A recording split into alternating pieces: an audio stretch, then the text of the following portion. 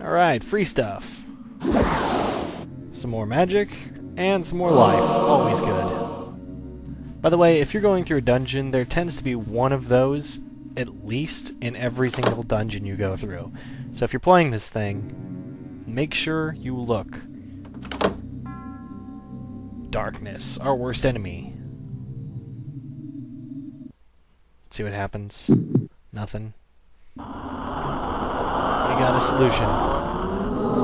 Oh, Lord Almighty. Let's see how many zombies we can kill. It's like a funnel of death. Haha. And off to the transporter. And that's one flame lit. In this room, there's actually 4 of these little mini trials. Each one lights up one of those pillars in the center. Once that's done, the whole thing unlocks at the top, and you can move on. Good times. Each one of these is different, and they kind of suck, but whatever. Go take a look. This one, I had to wait for a couple seconds here, you may have noticed, simply because you can't actually beat this without the light off. And you will see why. Yeah, if you turn on the light here, you have absolutely no idea where you're going, and you're going to miss the switches. Do not turn on the light, because it's just an unending stream of tile.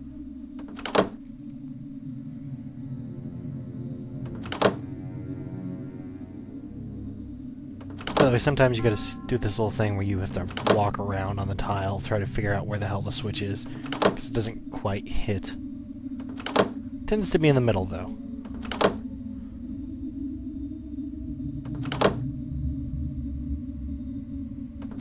There we go. Hello? There we are.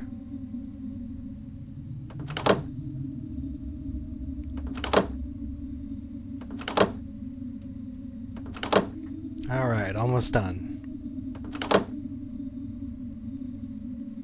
And some blood for the effort. Well, 2 pillars down, 2 to go. Next up, we're going to do this one here in the upper corner, simply because I know that I'm going to need the blood for the bottom one.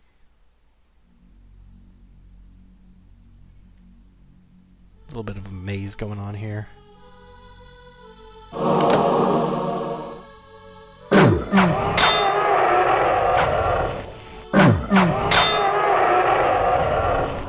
And you know what? We can actually use the light here, so we might as well make use of it. When conjured, the energy bank permits me access to mass amounts of magical energy for a brief period of time. However, when the moment passes, I will be drained of all magic, unable to cast even the simplest of spells. Dangerous spell to use, but can be really helpful.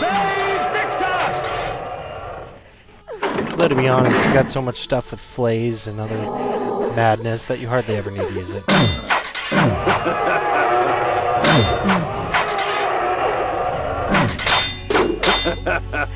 Wow, really? There we go. Another dead zombie. Or dead again. By the way, you'll notice I finally figured out how to do the 2 drain at once. I guess I just mashed the circle button.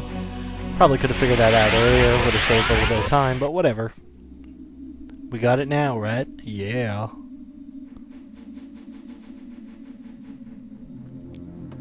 Yeah, that's right, gotta unlock it first. Okay, so this one. I hate this one. Sometimes it works for me, sometimes it doesn't. Whatever. Walk over here. Press a switch. And when you do so, it should start a little pattern here that allows you to walk across. And as you can see, for some reason... Crap, gotta get out of here. Oh man, that took a lot of health. For some reason, the bridge didn't extend. Wow, that was a lot of failure.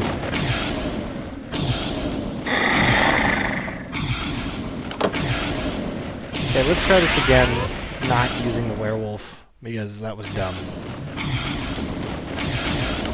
Okay, so this is what you're supposed to do. Each little spot's going to move the little spike, and you can walk to the next area.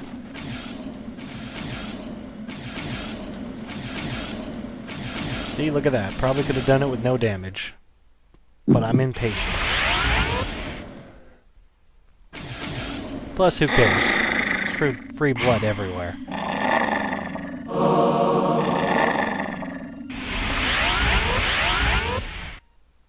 And just like that, the pillars are lit. Let's head into this guy's mouth. That's what she said.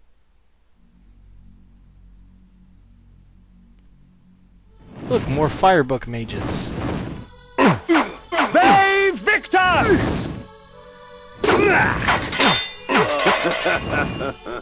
My guess is they're reading copies of Moby Dick, because that's the only book I know that actually shoots fire at you when you attempt to read it. Bay Victor! And over here we have another switch that doesn't want to work for me. Yay! And more free stuff. God, I love free stuff. Bay Victor! Oh wow, I thought I killed you.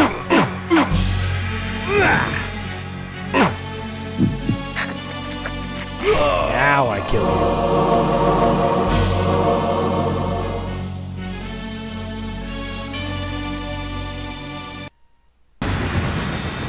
Alright, so in this next room, we're gonna head out through this bottom area, and we will find a couple secrets down here. One of those spells is, I believe, called the Font of Putrescence. Should this object strike an enemy, rot and decay would instantly eat their flesh and leave only a pool of blood and tissue. For a time after, the toxins are still active and therefore lethal to the touch. And it's awesome as hell. Get another health upgrade, and we can take a look out at Nosgoth through the eyes of the skeleton, as it were. Also, since we know that Nupraptor's retreat is actually a giant skeleton rockhead thing, this does mean we are very close to the top.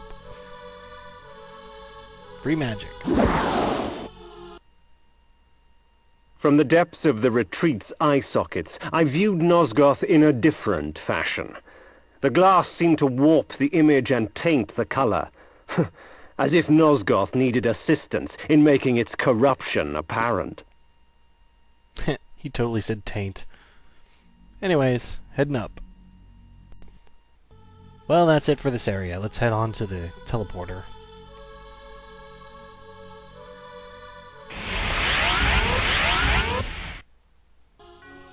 And after we grab these things, we'll head up for a little bit of exposition. Gotta love plot, right? Yeah.